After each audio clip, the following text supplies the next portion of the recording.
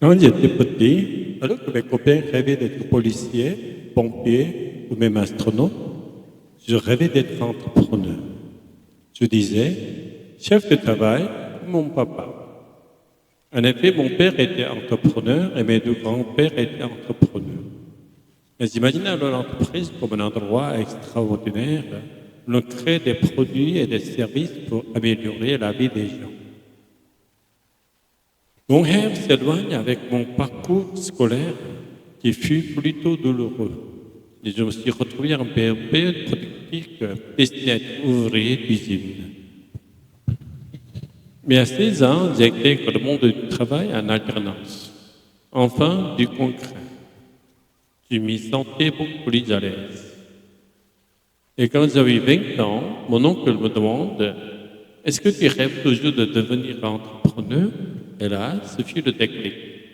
Oui, j'en rêvais toujours. À 22 ans, je démarre donc mon entreprise. Une petite usine de marquage industriel, il l'a installée à Brioude dans la Haute-Loire.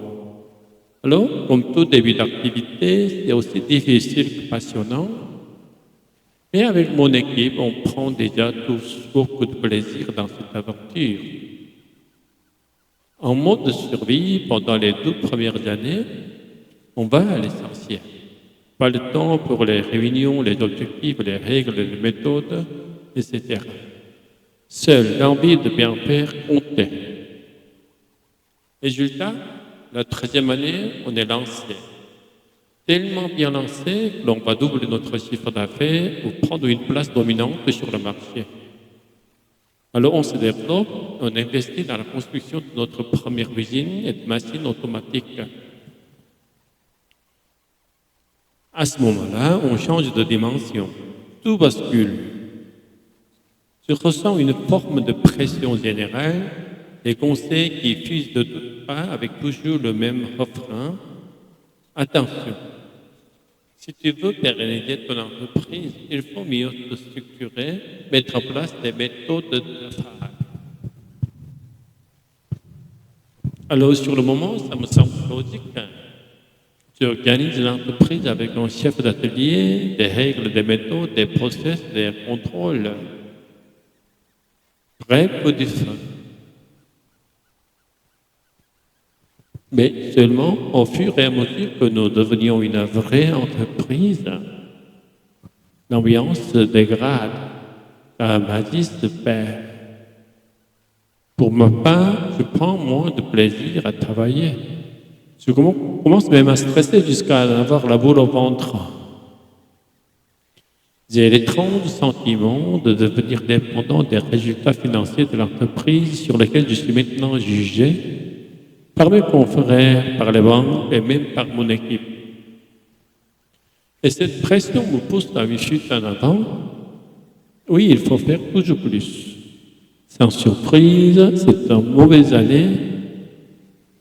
À ce moment-là, j'ai 22 ans et l'entreprise ne me fait plus du tout rêver. Oh, si mon rêve de petit garçon était bien de devenir chef de travail, implicitement d'aspirer aussi à être heureux. Et là, il faut reconnaître que ce n'était pas le cas. Donc, un matin, je vais à l'usine, décidé à leur expliquer mon mal-être. Je ne voyais que 12 alternatives.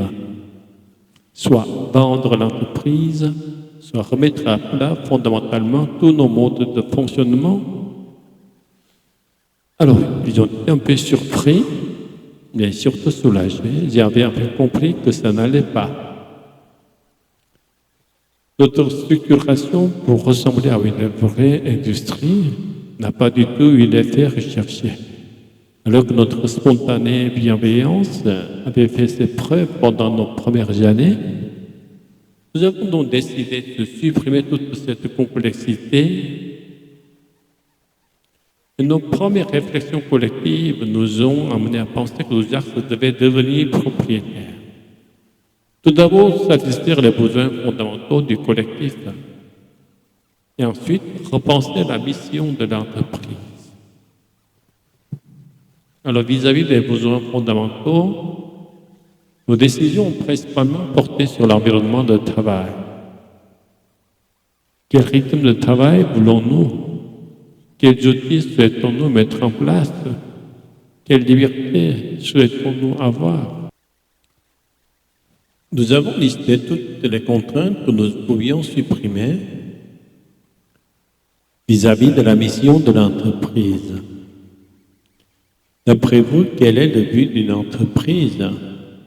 Faire plus de bénéfices? Avoir plus de croissance?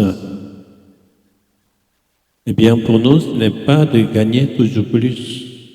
Ce n'est pas non plus la croissance à tout prix. Mais simplement d'améliorer nos produits et les services que nous offrons, en améliorant notre façon de travailler. Penser en termes de bénéfices, de croissance, d'embauche, c'est mettre la priorité sur des résultats. Et cela ne constitue en aucun cas nos yeux un objectif. Nous en avions fait la démonstration. Alors, pour ne pas nous fier à notre seule intuition, je fais quand même des recherches sur les entreprises et le mode de fonctionnement différent. Et je suis incroyablement surpris de découvrir la plupart des entreprises qui sortent de l'eau et qui me font rêver ont des modes de fonctionnement atypiques, où l'entrepreneur ne joue pas seulement un rôle de dirigeant, mais apporte un sens profond à son action.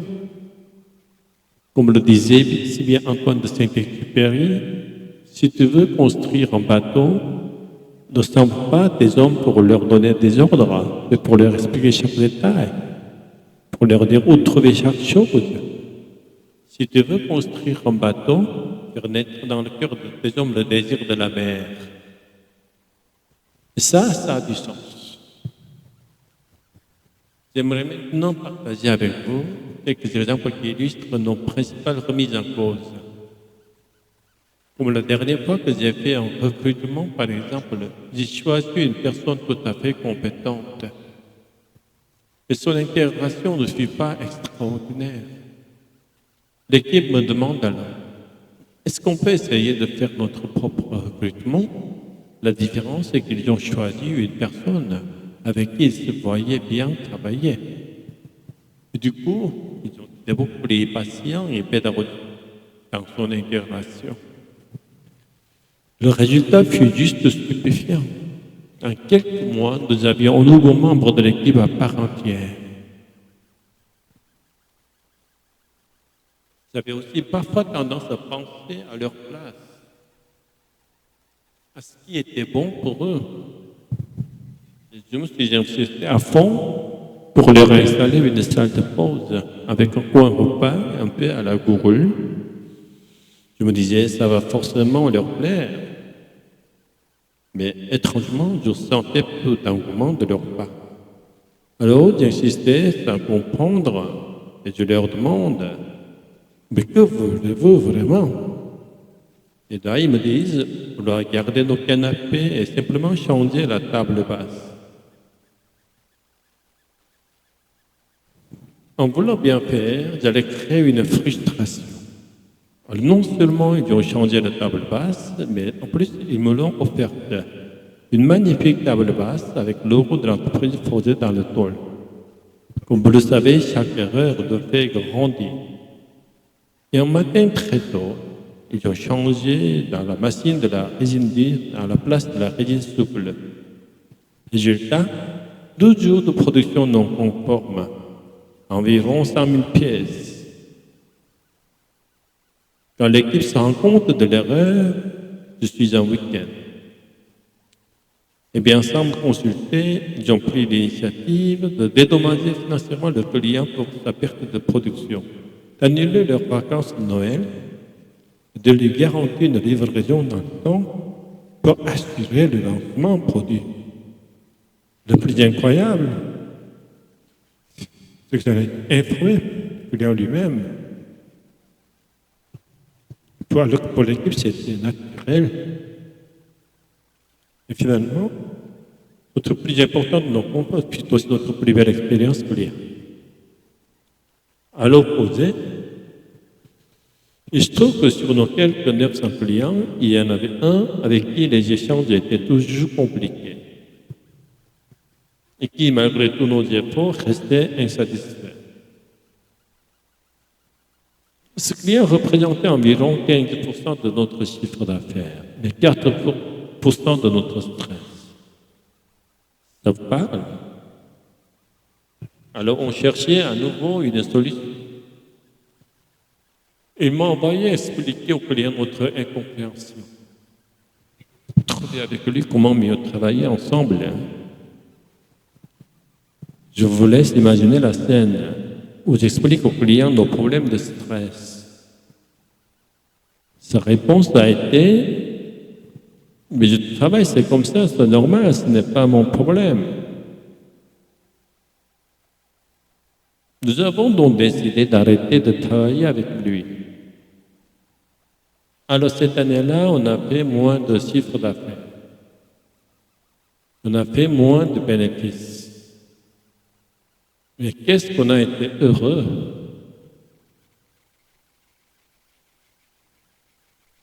Finalement, nous avons incroyablement amélioré notre qualité de vie.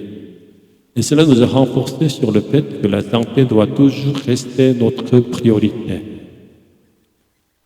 Alors maintenant, vous vous dites peut-être qu'il manque quelque chose d'important.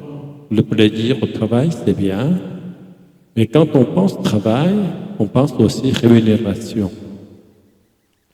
Et cela peut être une source de frustration. Alors quand arrive la période des entretiens annuels sur la rémunération, autant vous dire que je ne suis pas du tout à l'aise avec ce type de face-à-face de chacun défendre sa cause.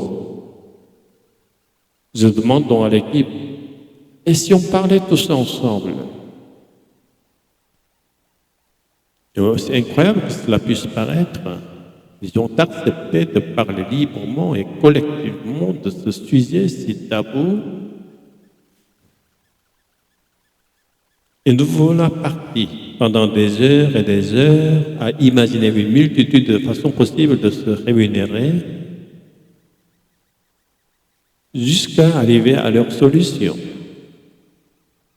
Et cela reste sans doute notre plus belle réussite, notre plus grande preuve de confiance. Au fait, vous savez qui m'a aidé à préparer ce temps? Mon équipe, bien sûr. Alors, au début, ils ont plutôt rigolé, mais ce sont eux qui ont choisi ce qu'il était important de partager avec vous ici. Ensemble, nous avons essayé de créer dans laquelle chacun a envie de travailler. Celle qui ne confond pas objectif et résultat. Celle où l'on oublie la tyrannie des chiffres et du profit. Celle où l'on préfère le plaisir, la liberté et l'épanouissement.